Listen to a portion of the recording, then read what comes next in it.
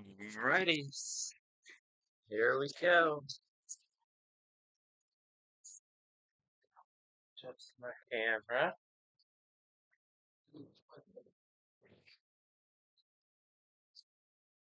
There we go. Not let my phone fall off.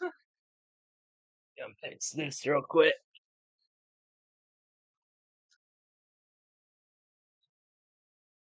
There we go. What up? Let's fix this. There we go. Okay. I'm gonna put this right there. Okay. Hopefully now.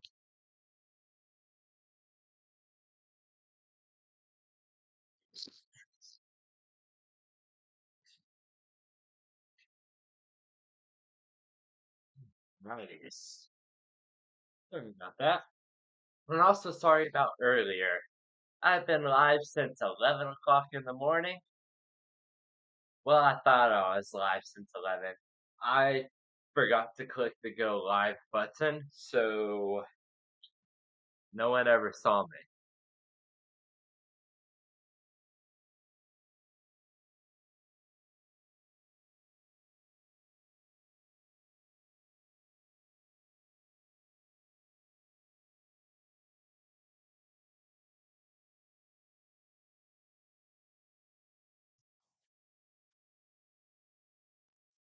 Mic test.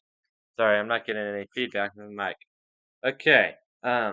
If you didn't hear me, I have been streaming since 11 o'clock. And at least I thought I was. I forgot to click the go live button on OBS, so I was never actually streaming. But should be streaming now. Keep checking my mic because it is not. It's being weird.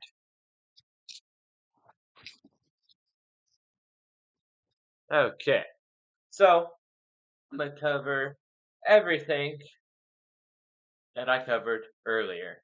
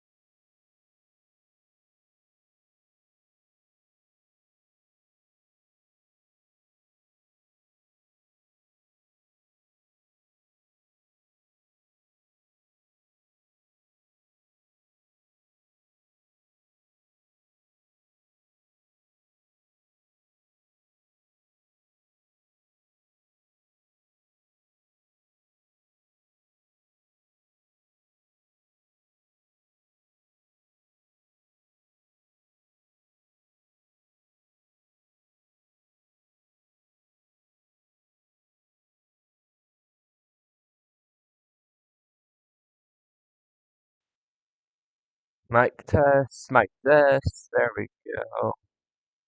Okay, hopefully you can all hear me now. I think, yep, you should be able to hear me. My mic died on me, so it's not liking me today. We're gonna go back more helicopter and starbase. We're gonna discuss the timeline for Starship's 13th flight test right now. So yeah, let's start with that. Get the timeline. Alright, so starting at T-minus 50 minutes to launch, which I believe is about 4:55 p.m. Central Time, as the T-04 Starship is estimated to be 5:45 p.m. Central Time. We will start at T-minus 50 minutes. The launch flight director will give a go, no-go poll for the readiness for fueling of the vehicles. Now looking over here, also at the timeline, moving on, if all is go, which I think every time we've seen it, it's been go, even on the last flight with it being new systems and all that. At T minus 37 minutes and 30 seconds, the ship, which right, this is an older model, but the ship LOX load will begin. Let's try and fix some of that. Ship, the LOX is going to be this lower tank right here. So I believe around this ring here, you'll see frost line start appearing pretty soon after that T minus 3730 mark.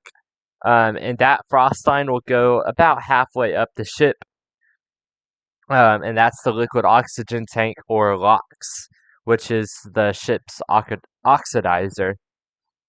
About 30 seconds after that, at T minus 37 minutes, a similar process begins with booster LOX load. Again, this is a very old model, and the model's a little weird because it's got a little adapter here so I can attach the ship to it. And it's got 4 grid fins, which obviously V3 does not, and it's not an integrated hot staging ring. But, I can get that, okay. But, it's weird because it's got the painted aft. Anyways, and the weird chimes. That's all besides the point. At that T minus 37-minute mark, we'll see LOX load begin, which again is very similar to the ship. It's going to happen. You'll start seeing frost here on this lower aft part of the booster, and it will rise until these welds here. Hard to see in the glare, but there are welds. Rough.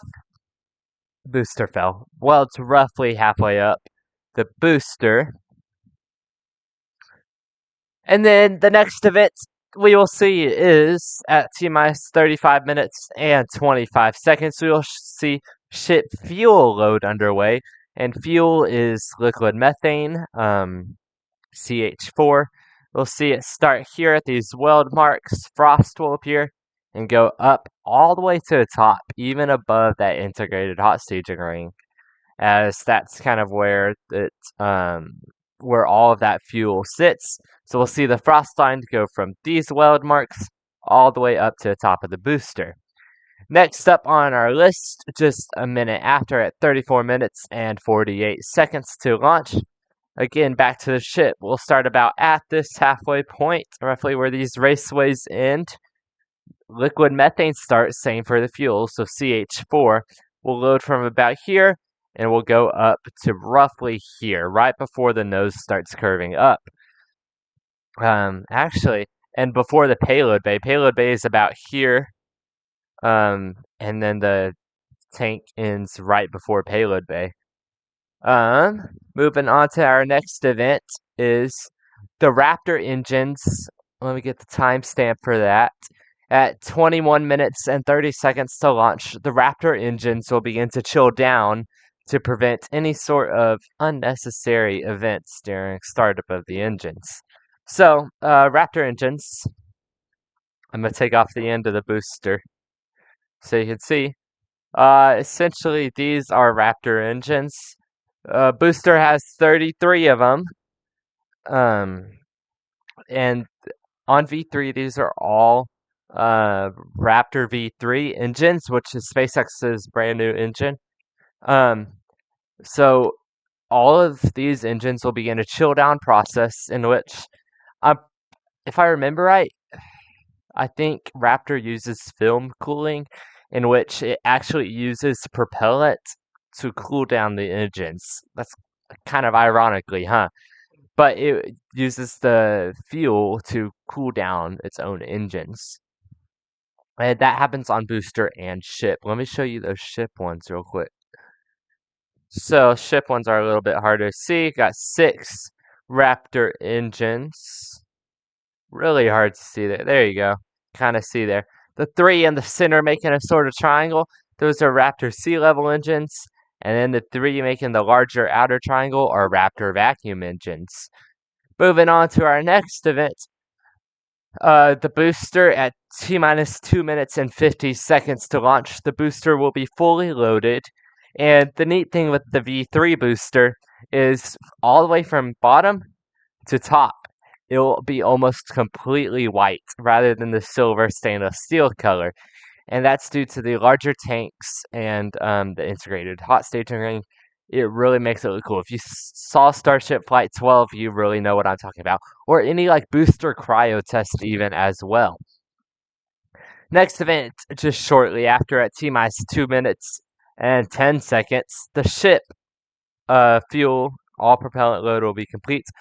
Frost from roughly here to here with a little break, and then frost here to roughly here, give or take. It's not very accurate model in terms of the propellant tank, says this is model of V1 rocket, which is interesting because it's got a painted aft, but it doesn't have integrated hot stage, doesn't even have a hot stage. So yeah, old, outdated model, but it's what I've got.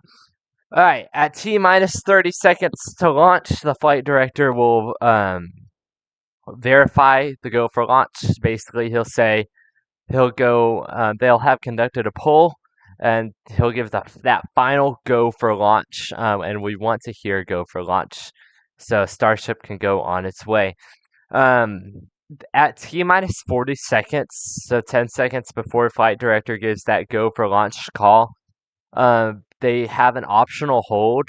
So if they see something they don't really like, such as propellant temperatures, propellant offloading, something with a tower, launch pad, anything like that, um, either the vehicle and pad will automatically hold, or a team member in mission control will hold, and that hold will just stop the clock at T minus 40 seconds, so teams can assess the situation and see if they can fix it within a roughly 15-minute window. They've only got that roughly 15-minute window because Starship uses liquid propellants that are at insanely cold temperatures. So as those propellants are exposed to the warm air, hot air, Texas summer heat of Starbase Texas, it's going to start to heat up, and your fuel is going to start boiling off. And so you got roughly 15 minutes to work with the fuel before you can't use it anymore.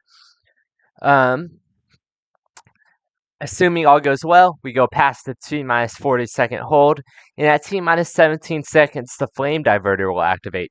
And essentially, what that is the deluge system in the flame trench will fire water out both ends to protect the flame trench and the pad. At T minus 3 seconds, the booster engines will begin starting up, and at T minus 0, according to SpaceX, excitement will be guaranteed with liftoff. So there's your little timeline there. And I just want to let you know, if you have any questions, ask them, ask away. I'm glad to answer any questions anyone may have. This is kind of sort of what the Starship full stack looks like. Let me angle it. There we go. Kind of, sort of. So, the integrated hot staging ring is, if you've ever seen Soyuz, it's got these little struts on the top of the rocket. So imagine this kind of lip right. Oh, a little bit of lag. Imagine this kind of lip right here as essentially little triangles, struts, just going up and connecting to the ship, and that's used to help stage the ship. Essentially, what happens is while the booster's engines are still firing, not all of them, only 3 of them. If I can get this back on, there we go. 3 of the booster's engines will still be firing, so it'll be slower. And then you'll have the ship will begin to start up its engines, and it will separate. And the startup sequence of the ship will then flip the booster around, I believe vertically, and then the booster will fly back towards the launch site. However, on Flight 13, it will not be going to the launch site, it will be splashing down in the Gulf of Mexico. So, that was actually the problem we saw on Starship Flight 12, is the startup sequence of the ship caused the booster to flip about 90 degrees off its nominal axis, which caused, I believe, significant stress on the engines, and the Raptor engines, 5 of them, were not able to relight, and that caused the boost back burn to end early, therefore making the booster splashdown off target. So they said that they fixed that. You know something I just noticed with my Starship model? Look at this. The fins are not flush with the bottom of the ship like they are in real life. Just noticing this stuff, but yeah, so that's essentially how hot staging works. That's that integrated hot staging ring. Additionally, the differences you see here, these little waffle looking things, these are called grid fins. They're on Falcon 9 as well. Starship used to have 4 of these. Now with the V3 vehicle, they only have 3. Um, so essentially just imagine, take one off, and this is kind of what it looks like. So they use 2 of these grid fins for stacking the vehicle as well as future catches of the booster. Um, and all 3 of them are used for aerodynamic control during re-entry and landing. Don't forget about landing. Additionally, with the V3 vehicle, if I can get it back on, there we go. It has a painted aft end where the engines are. Um, It obviously looks different than this, but this is somewhat what it looks like. Additionally, there are 2 what we call BQD connectors. Um, Essentially, there's a port here and a port here that both of them connect to the pad, and they connect to the pads 2, not 1, but 2 booster quick disconnect. One of them supplies liquid oxygen to the booster, and the other provides the liquid methane. And also, you might wonder, how does the liquid methane get from here to here whenever you've only got propellants being hooked up down here? Well, Starship is huge. The booster itself has a Falcon 9 sized transfer tube running from the bottom up to the methane tank. And that's where the methane goes, into that transfer tube and up into the methane tank. It's really insane to think about how big Starship is. Now, moving on to the differences between V3, V2, and V1 of the actual ship. So, looking here, let's start with the heat shield. You can see here, it's kind of got abrupt kind of ends to the heat shield. That has been changed with V3, so they're more tapered. Um, Additionally, with my funny little model, these fins have always been flush with the bottom of the aft of the ship. So, additionally, approximately right here where my finger is, there are 2 docking ports there and there on the ship. 2 on each side, upper and lower. These are used for in-orbit refueling with other ships. And while this has not been demonstrated yet, it is expected to be demonstrated sometime in the very near future, so Starship can get to the moon, Mars, and beyond. About right here is the payload bay. That's been consistent among vehicles, but this first vehicle to carry actual functioning satellites, which aim to deploy solar panels and connect to the larger Starlink constellation. So that's very cool. In addition, tanks are bigger. Oh, that's a booster difference. I forgot. With the booster, if you look at the aft of the booster right now, notice how none of all the engines are at the same level. Well, imagine that now, but with V3, all the engines are kind of sitting at different levels. Like those inner 3 are, if I remember right, are sitting lower than all the rest. And the inner 13 are sitting, or 12, 10. 1, 2, 3, 4, 5, 6, 7, 8, 9. The inner 10 are um, sitting a little lower than the outer ones, but higher than the center ones, if that makes any sense. I don't really remember exactly how it's laid out, but additionally, these fins on the ship are come more to a point rather than just like square trapezoidal. They come more down to a point, so this tip chord of the fin is a lot smaller. Um, there are a lot more internal differences with the ship. Um, it has a redesigned SQD port. I can't show you that because it's not shown on here, but um, while I'm at it, let's check on NASA's WB-57. Y'all missed that earlier because I forgot to click the go live button on the stream. That was our breaking news earlier this morning around 11:15 or so. Notice NASA's WB-57 plane was up in the air. I'm completely crashing out my whole computer right now. Hopefully stream is doing okay. It's not, but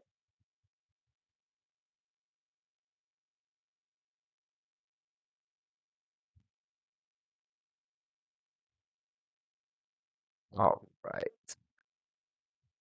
So, looking here, let's just go look here at Flight Radar 24. Test, yep, there, okay. Let's just come look over here at Flight Radar 24. I gotta find the plane. NASA may not have it. And we got Navy plane, Aux Aviation, which looks like a Coast Guard helicopter. It should be just off the coast. It might have started to return back to Houston. There it is. Okay. NASA's WB-57 plane took off from Ellington Field in Houston around 10:24 this morning. Came down here to Starbase. Was in a holding pattern for roughly an hour. Looks like it might have a little bit more hour. Came out of that holding pattern and is coming back to um it's coming back to Ellington. And what is this one? This is another one. It looks like NASA might have had a fighter. The T-38C. I don't know. We saw this kind of like with flight. We saw this with Flight 12. NASA's WB-57 plane came in to Starbase to obviously provide aerial data in that. And then we saw it return to Houston just like an hour before launch. It's returning a little bit earlier than last time, but yeah, I'm sure it will return back to Starbase before launch. SpaceX usually needs that data there. All right, so back over here, let me just grab this. So, um, let's let's let me see. Let me get this pulled up so I know what I'm. So yes, here we go. While we're at it, let's go ahead. Since I was sharing my screen, we're gonna go ahead and go check the weather with y'all. I believe weather was looking good for flight. Let's have y'all come check this out with me. So keep your eyes here on the screen. All right, let's go look at the weather down here in Starbase. Zoom in here. Okay, Starbase is right here, Boca Chica Village. 88 degrees Fahrenheit as of right now. At the time of launch, we are looking for it to be about 85, 86 degrees. Precipitation in the area starting now. That's 1 a.m. I don't want 1 a.m. I want whatever now is. Precipitation is looking very good. Radar, we'll go ahead and run this future radar here.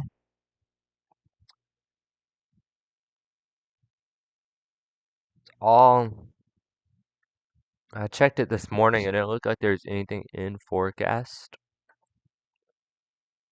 A little bit of rain here off the coast.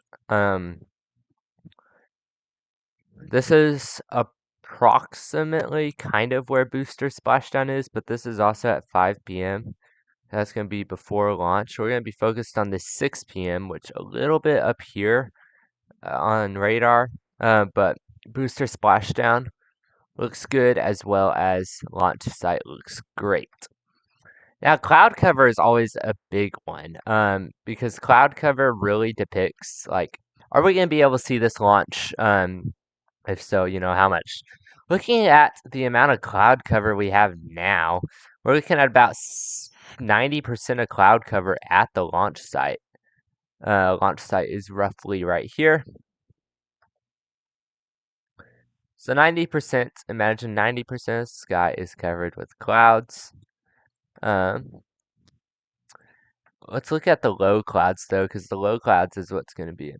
So yeah, low clouds is looking very nice. Actually, let's look at launch site, or at launch time. Our low level clouds looking about 10-20% at the time of launch, so that's excellent. Our total cloud cover is 20%.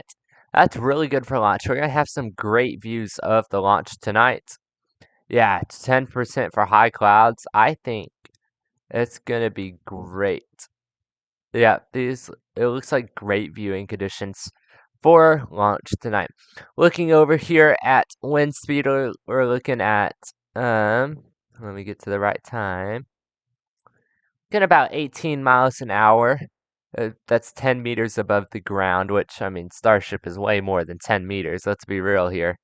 It's like 150 or something like that, 130. So 18, we're expecting 18 miles an hour wind, which is, direction is that? That would be northwest wind. Southwest, southeast. I don't know. But looking here at our wind gusts, we're expecting 25 miles an hour. Um, looking at these, I'm pretty sure Starship can do 25-mile-an-hour wind gusts. Let me do some fact checking real quick before I tell y'all anything for certain. So just give me one moment. Let's see.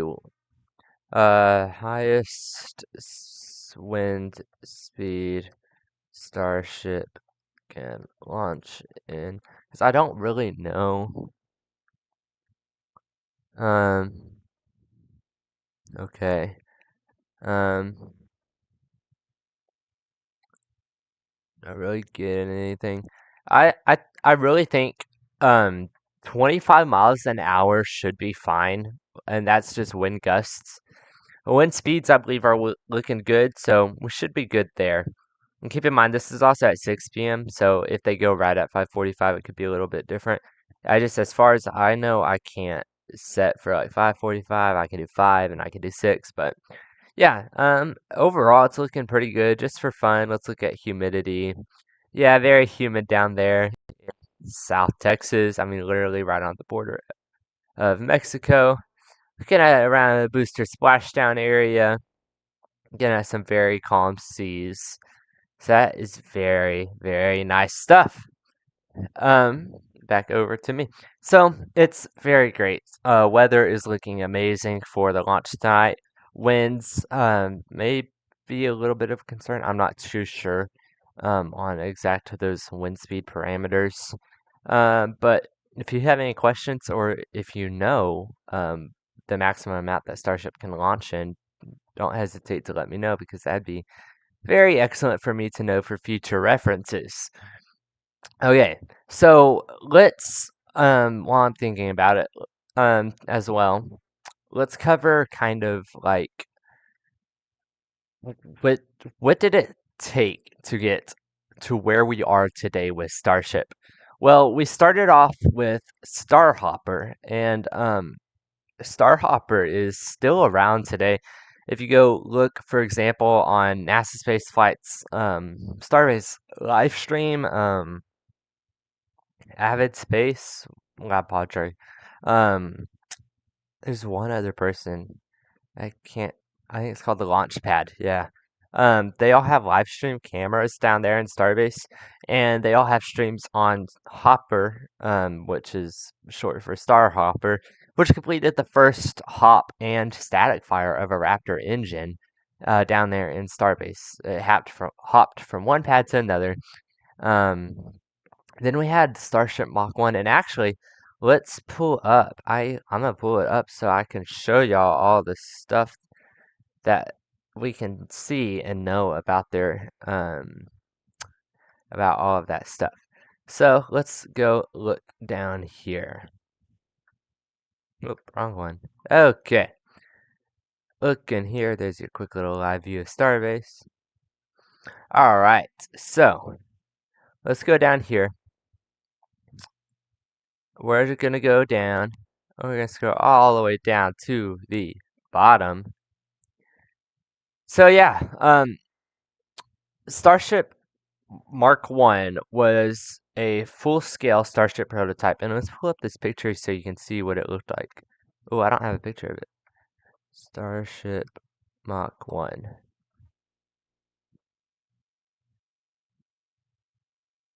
There is your picture of Starship Mach 1 right here. As you can tell, looks way different from even what we have now. This one was obviously no heat shield, no nothing like that. It was just it was just that first full scale prototype. And it really looks kind of something straight out of a cartoon. But you obviously had to start somewhere, and even starting somewhere had to start with a failure. That's right, Mark 1 failed on its first cryogenic proof test.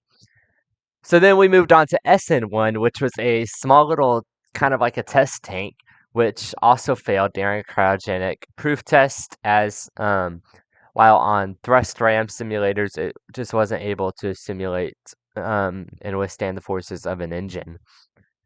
SN2 was originally planned to be a full-scale Starship tank section, according to the next space flight here, that would conduct the first 150 meter hop, but it looks like it was scrapped due to the loss of Starship SN1. SN3, SN4, actually, sorry, SN3 was another one that failed during cryo-proof test because the LOX tank collapsed under the weight.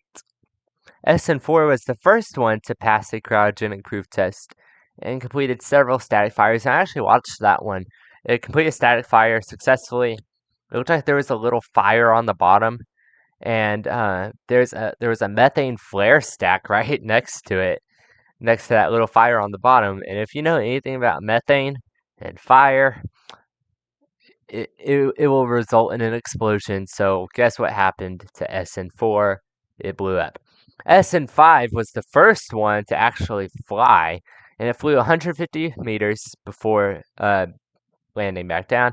It's eventually retired and then scrapped. SN6 performed the second hop. SN7 used new steel and welding techniques. It was tested to destruction on 2 occasions, kind of like Booster 18.3, what we saw with that one test tank. 7.1 was tested to failure. And I think it's important to note that whenever we say tested to failure, it's not usually meant, in most cases, we see that it goes way beyond what we expect in terms of how many tests it can complete. So, like, testing to failure essentially means they're intentionally trying to destroy it so they can get the data that they need to build the next one, such as SN 7.2, which was another one that was used to perform cryogenic proof tests and just verify structural stability of 3mm stainless steel. SN8 was the first vehicle to perform a 12.5 kilometer high test flight, and it crashed into the ground. Yeah, did it crash into the ground or did it explode? I think it just crashed into the ground. SN9, you can see here during its landing burn, uh, it was doing the same test as SN8, but it tipped over during landing burn and did not successfully do it. SN10 was actually an interesting one. SN10 became the first ship to land, and we're like, oh, yes, SpaceX finally did it. Let's go, SpaceX. Good job. And then I was like, some like 5-10 minutes later or something like that, the whole thing just blew up because of a hard landing it experienced. I think it caused a fuel leak. Is that what it was? Let's see what it was.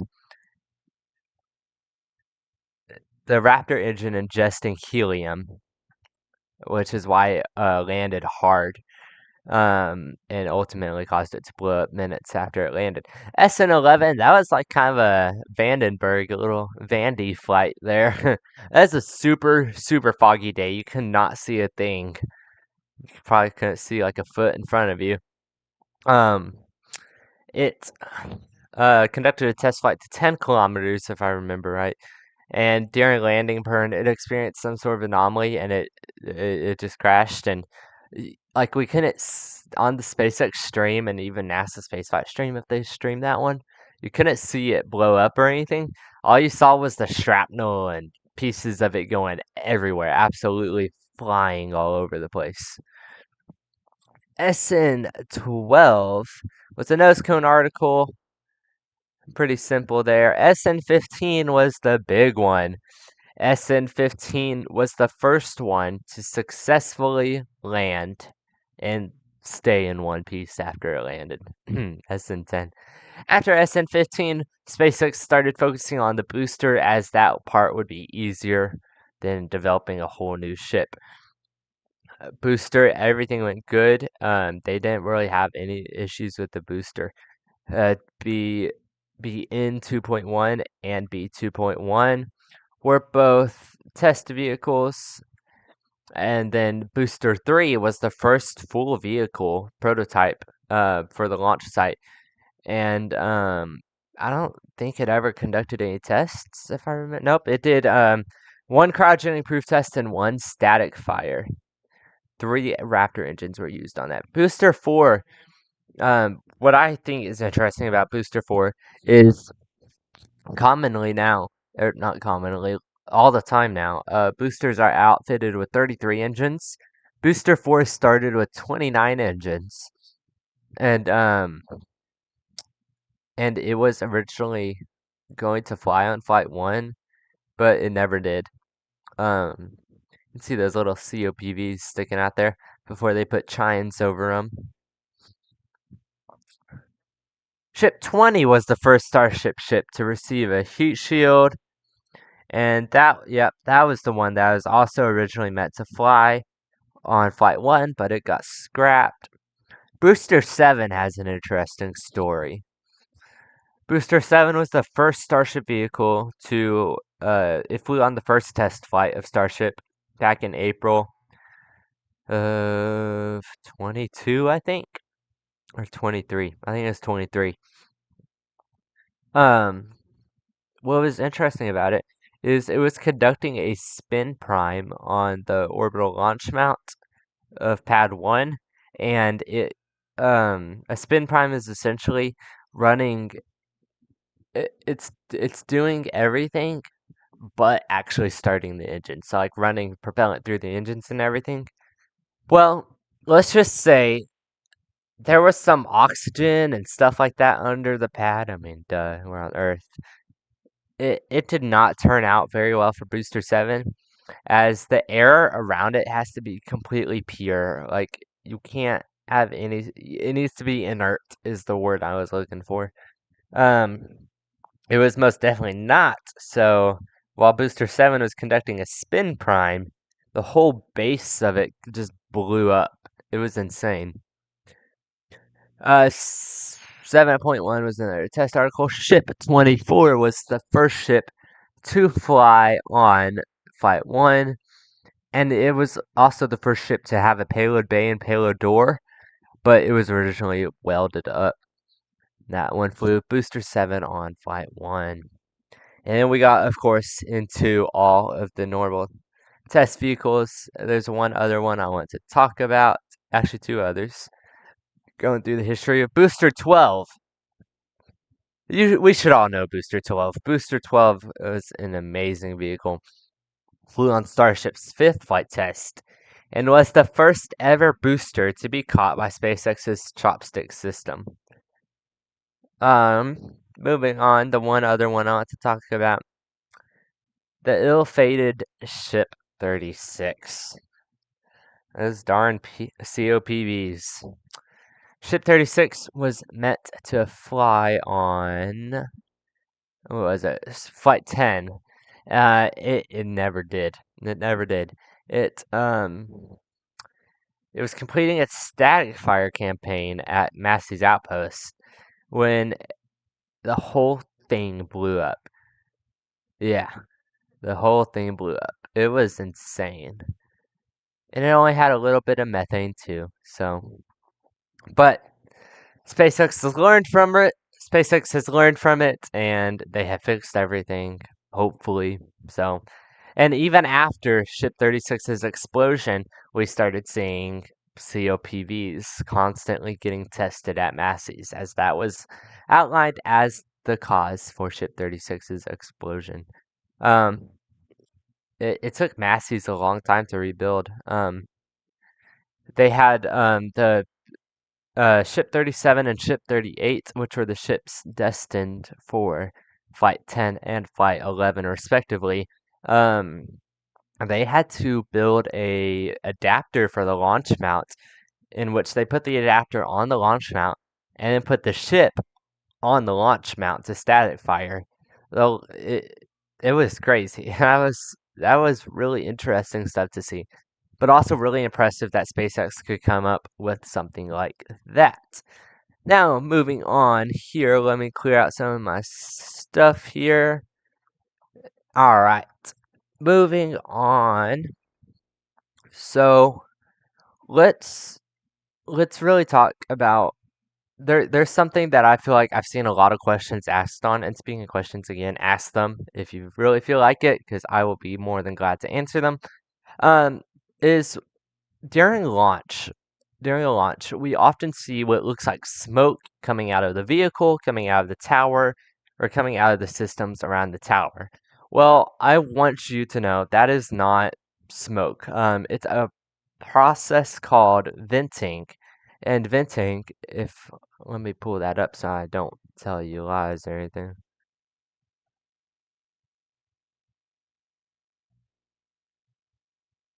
Okay, so venting essentially is used to release excess pressure from fuel tanks and systems such as the tower pad tanks. I said tanks. Um, you don't. It it's really important. But like I said, a lot of times I see that people are like, "Oh my gosh, it's on fire! It's smoking or something like that." Yeah, it's really important to note that it's not. It's just releasing pressure, releasing um, propellants that are not needed or something like that. So you'll see if you go and watch the Starship Flight 13 stream, I will not be doing a stream for that today, but if you go and watch the stream either from SpaceX or NASA Spaceflight, Everyday Astronaut, is he doing it? I don't know. I'm sure Everyday Astronaut is. If you go watch one of their streams, then you will see I think one of the big noticeable ones is on there's big no, they're all pretty noticeable. On the tower, there is about halfway up where the ship is. There is a vent that we all call the tower vent, and essentially during ship load, I believe right before ship load and right after ship loading, tower vent will turn on and release all that pressure and stuff. It'll be like a big white cloud just rushing out of the tower. Um, yeah, it's big. I think right now it's like a single pipe design for the venting. It used to be for the wet dress rehearsal of Flight 12. It was like a trident, so it had three pipes like coming out of the tower to vent off. And it just wasn't working out the way they wanted to, so they switched it off. But depending on like wind and stuff, like we've seen that tower vent go through the tower, which is really cool. And we've seen it reach all the way to the ground. It's a big vent. Other big vents are when the propellant farm is on. It's often like um it, it's like just a big old white cloud, almost like a foggy day kind of. It's just it's everywhere. Um, you'll see on the ship and booster, you'll see kind of during prop loading, you'll see little tiny like um essentially like you'll hear it too. It's high pressure venting sounds coming from the vehicles, and you can see it. It's like it looks just like all those other vents, except it's super small and real powerful. Like you can tell it's powerful. That's again to release that excess pressure. So let me come over here, check out Starbase real quick, make sure I'm not missing anything. Um, Here we go. Let's Okay. We're gonna go in, we're gonna check on Flight Radar 24 so you can all see um what kind of vehicles are flying around in the air there and all of that. So let's get this going. Here we go. Okay, so close that out. What plane is this? I think this is the US Navy plane. So we have a TFR in place. I might have to pull up TFR map. Let's see. Yeah, I can pull this up here. This is from the FAA, the FAA's website. I'm gonna pull up Starbase's TFR. I hope I didn't pass it. I probably passed it. I don't think it's this one. No, it's not this one. Um, it's usually pretty easy to find. Just so we can kind of all see what the TFR looks like.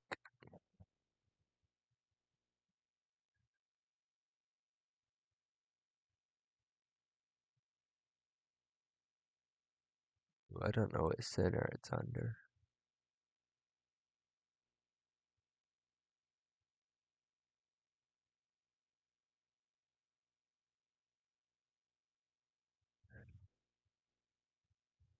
Here we go. It should be this one. Actually, I can just click on the map. All right. Here's our handy dandy little TFRs here. So this is our main flight TFR here.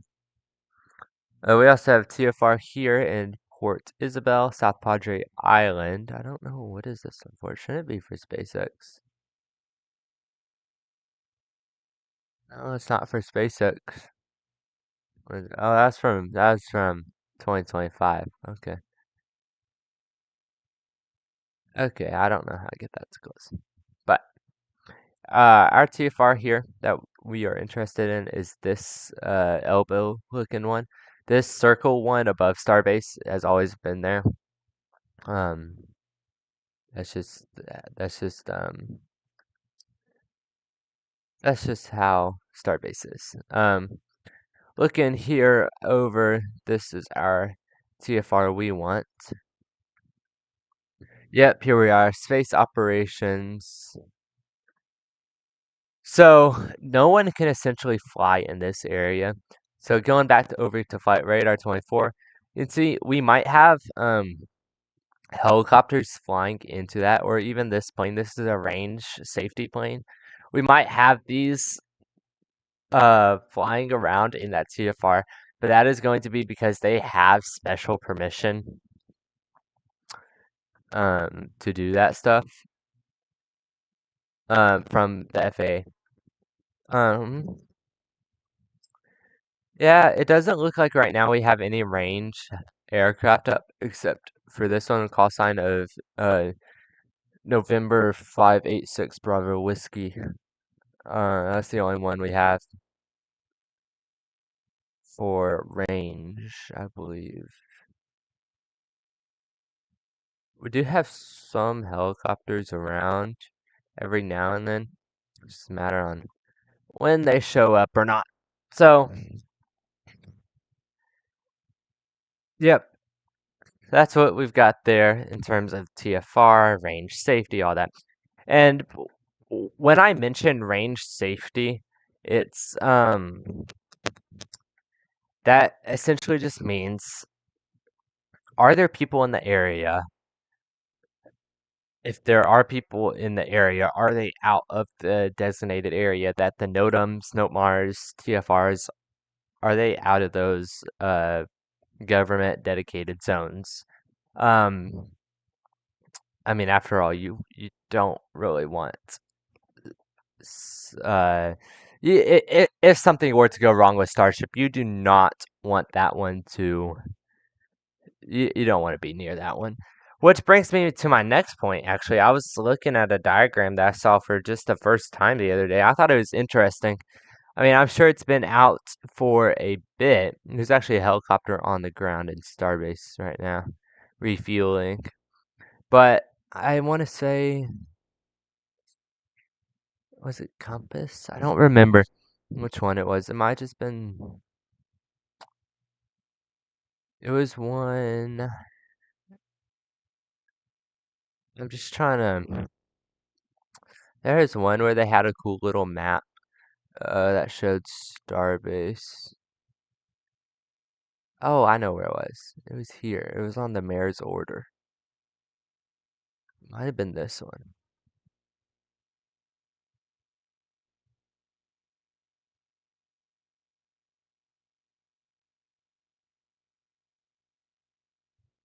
I can't find it. It's fine.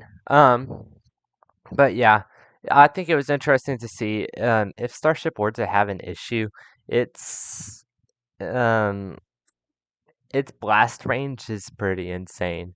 Its blast range goes from the launch site all the way to the production site. So no one is allowed in that area at all. And actually, now that I think about it, the beach should be closed if it isn't, or should be closing if it isn't already. It's past 12 o'clock Central. But yeah, that was something I thought was interesting was just the fact that of how big that explosion zone is.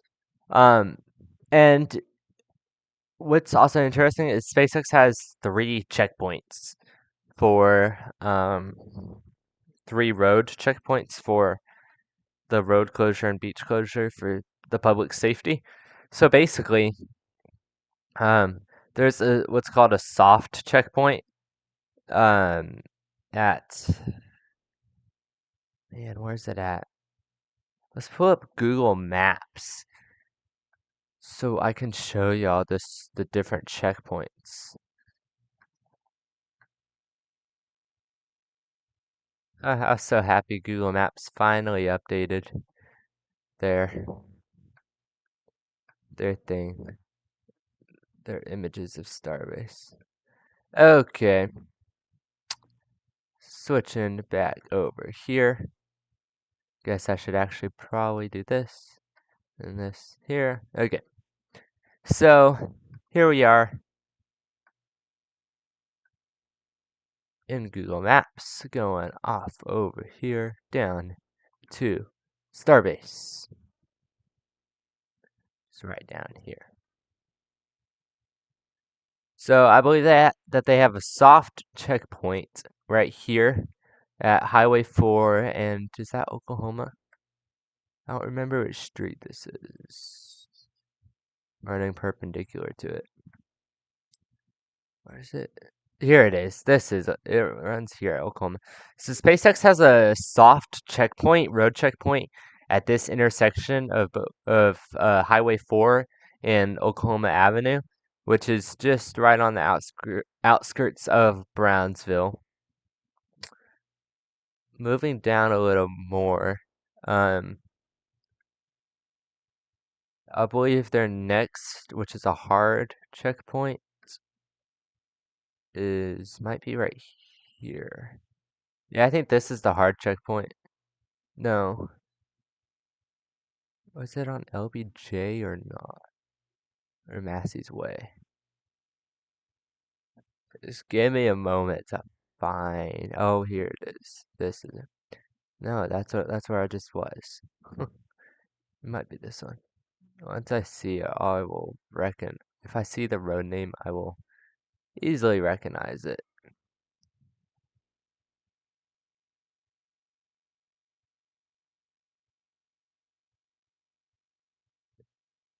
I think there. I might have to Google a SpaceX road checkpoint map.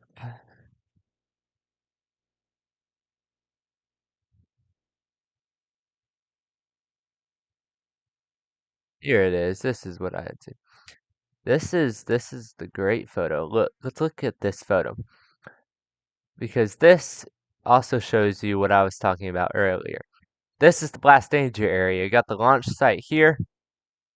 Bam. This whole area, all the way to production site, which is right there, is the blast area. It's insane. So yeah, we got a soft checkpoint here at Oklahoma Avenue, which means all the way from this soft checkpoint all the way down to the public hard checkpoint 2 is only if you own land there, SpaceX personnel, and if you have Rocket Ranch tickets to watch a Starship launch, only you are allowed through. That's at Oklahoma Avenue.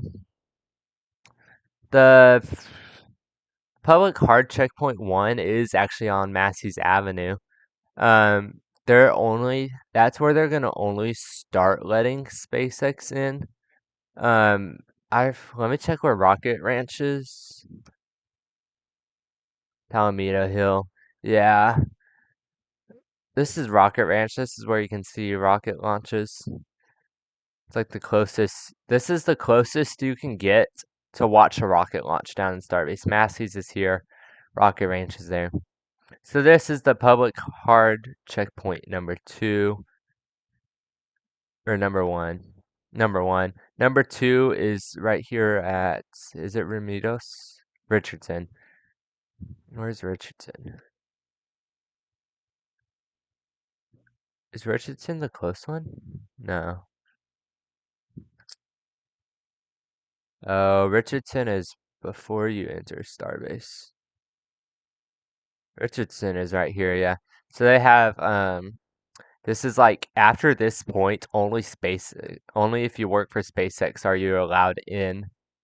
Actually, this is Rocket Ranch. Yeah, because this is Rocket Roost and all that. Yeah, so if you bought Rocket Ranch tickets, um, you are allowed all the way to Richardson, and you're allowed to go watch the launch there, which is the physically closest point you can get to the pad. I don't know quite how far it is.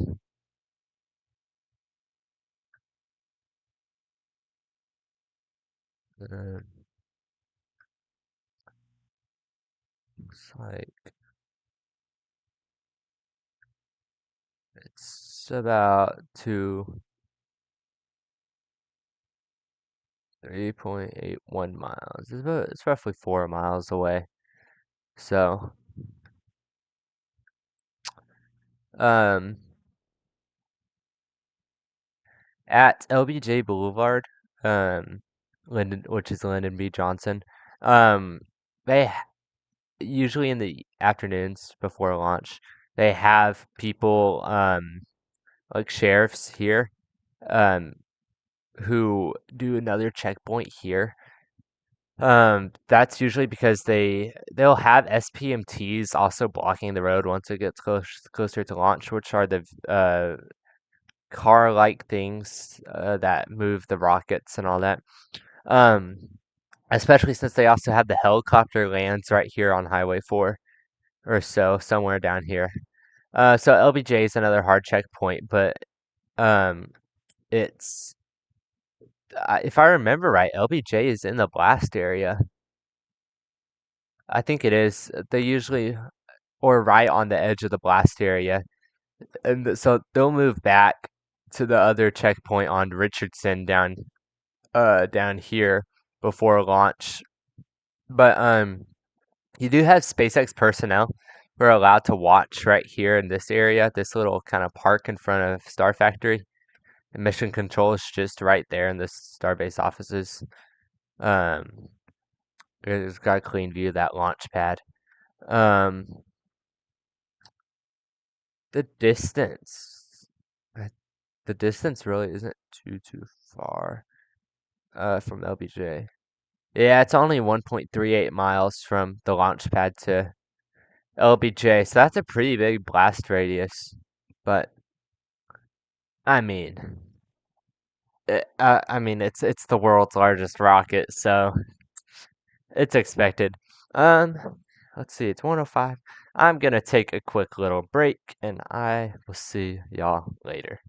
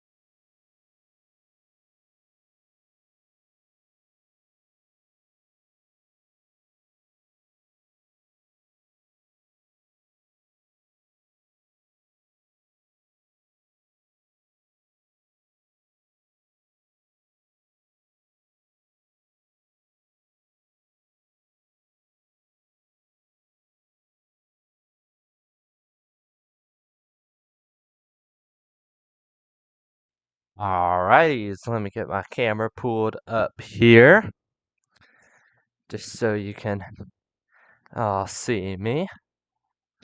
It would not be a good live stream if you can't see me.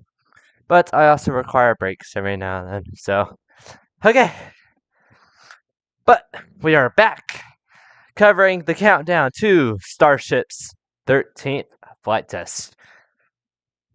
The number 13. Many people say it's an unlucky number, but for this case, I am classifying it as lucky number 13. My dog is. Come on. My dog wants to say hi. Yeah, lucky number 13. That's how we're going to classify it. I mean, we're talking space flight. We're not talking superstition, nothing like that. We're we're being truly based off of the technology and stuff. How much trust do we put into the SpaceX employees, workers, engineers, all of that, you know? So that's what really makes me think. Lucky number 13. I mean, why does it need to be unlucky? It's just superstition. But this is my last time joining y'all. I will be cutting off the stream here shortly. I've got stuff to handle today. That's why I can't stream the launch. But yeah. So thought we'd just check in, see how it's all going. So let me get my stuff pulled up for me. Let's see here.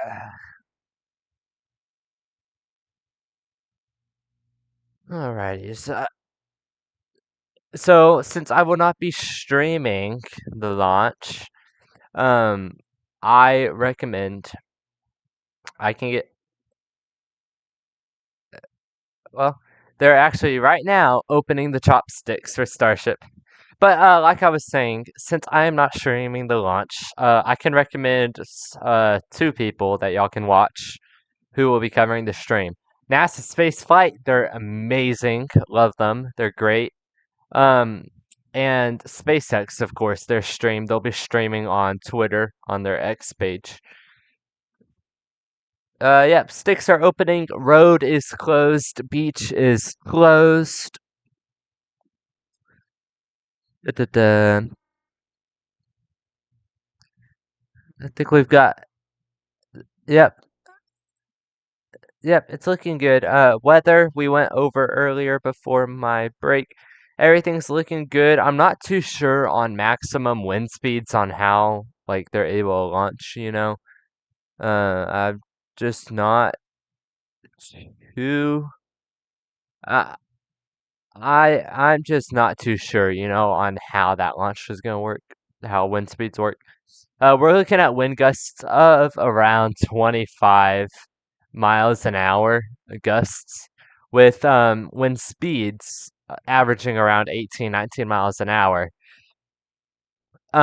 So it's yeah, it's interesting. Just a second, guys.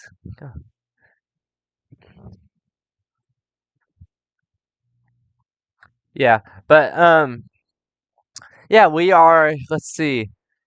We are just T minus 4 hours and 16 minutes from launch of Starship Flight 13.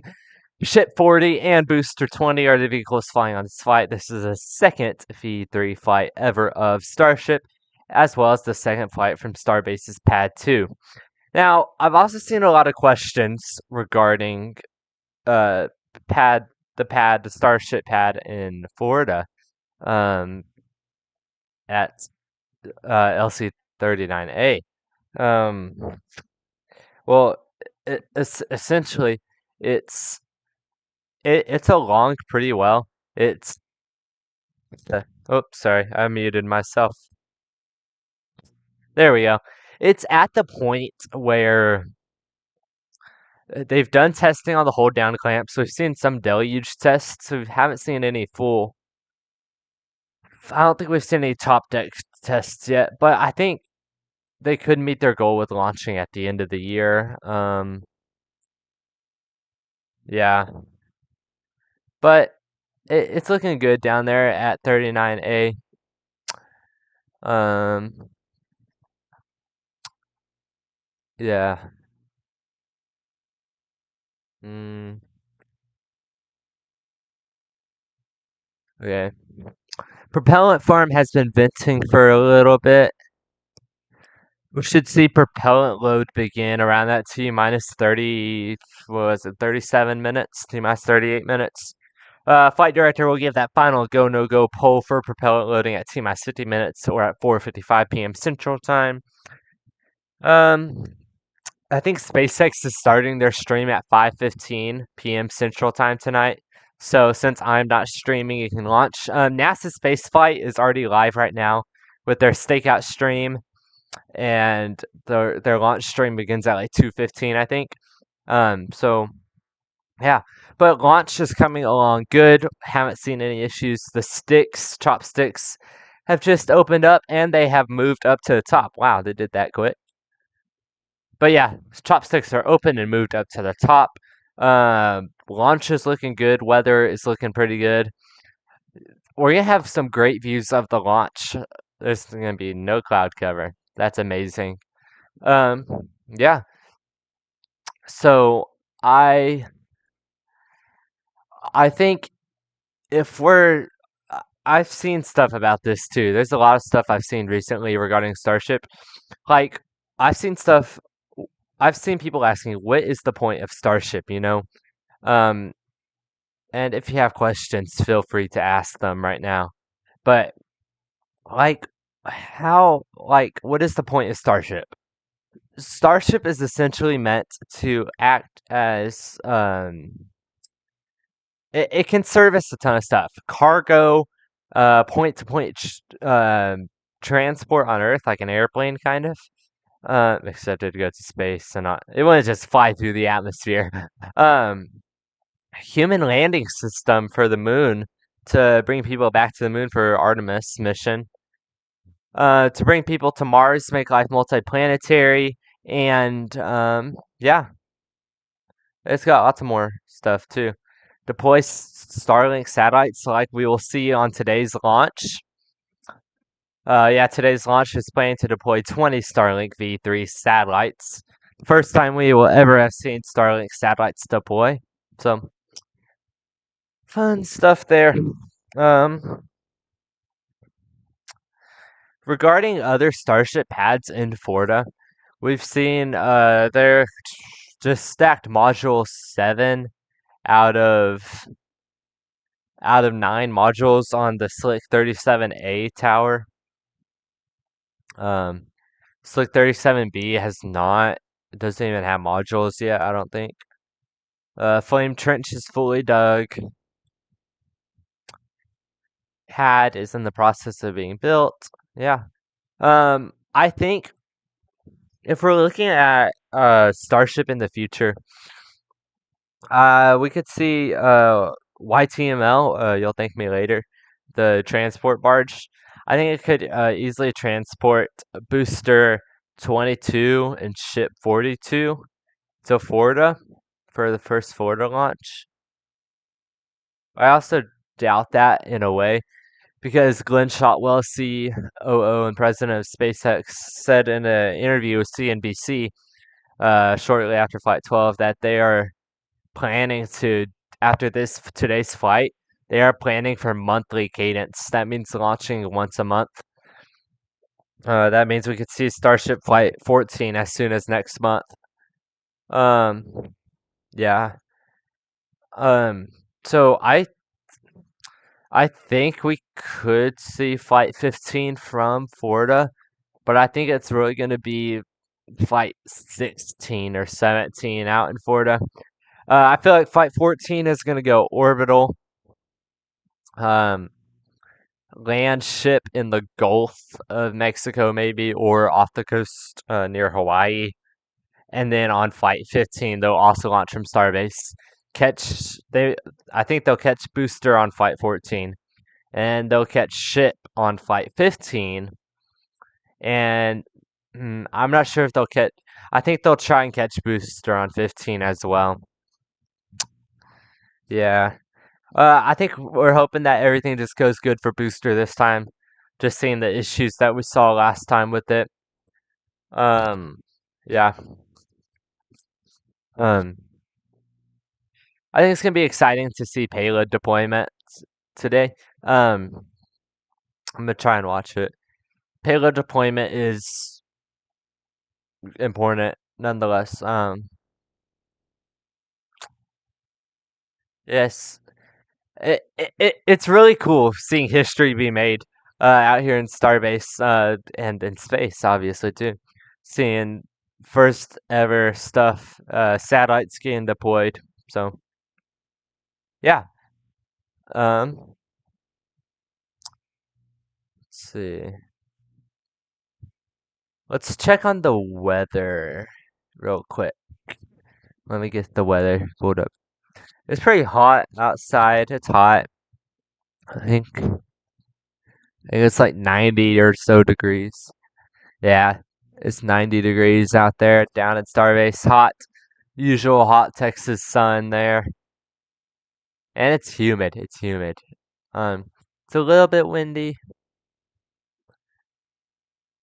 Uh, we have wind coming from the south.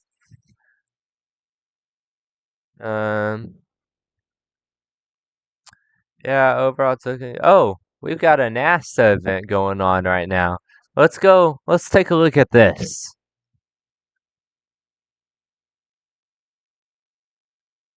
What is this? Uh, I don't know what this is.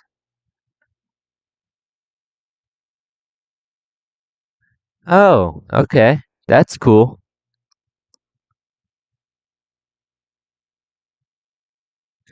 Look, that's Dragonfly.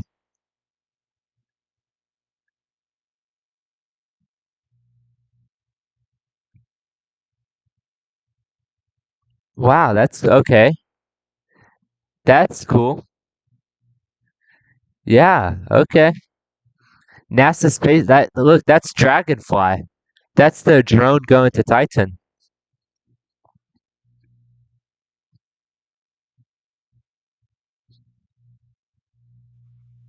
Yeah, okay. Wow. Okay. I didn't think we'd be getting live views like that from Dragon or Dragonfly. That's pretty cool stuff there. Okay, yeah. Well, there you have it there. I did not think that we would be that NASA was going to show us live views of Dragonfly. That's pretty cool. Yeah, Dragonfly, off topic of Starship, but Dragonfly is a drone, helicopter like thing set to fly to Titan, which is a moon of Saturn, I believe. And it's gonna fly around there, do studies, just like Ingenuity from Mars and Perseverance. So, I didn't think we'd get views like that. That's pretty cool. Um, yeah, off topic there, but hey.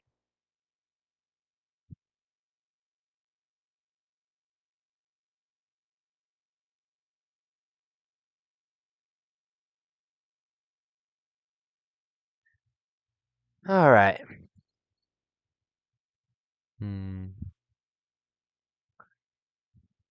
Let's.